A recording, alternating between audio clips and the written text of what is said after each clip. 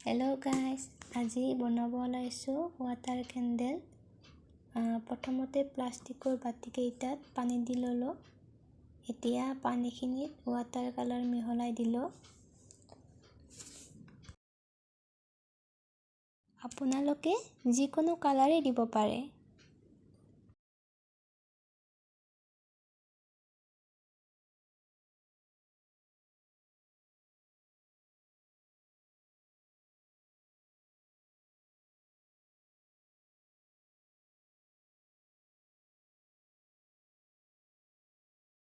এয়া আমি লিটাৰ দি ললো আৰু তেল দি ললো।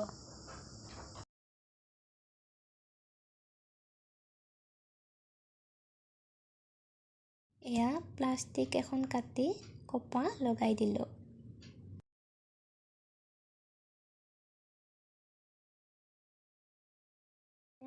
এনেদৰে দি ললো আৰু এয়া জ্বলাই দিলো।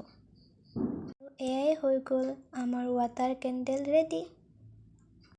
আৰু আপোনালোকে ভিডিঅ'টো ভাল পালে লাইক, শ্বেয়াৰ আৰু সাবস্ক্ৰাইব কৰি দিব আৰু কেনে পালে কমেন্ট কৰিবলৈ নাপাহৰিব।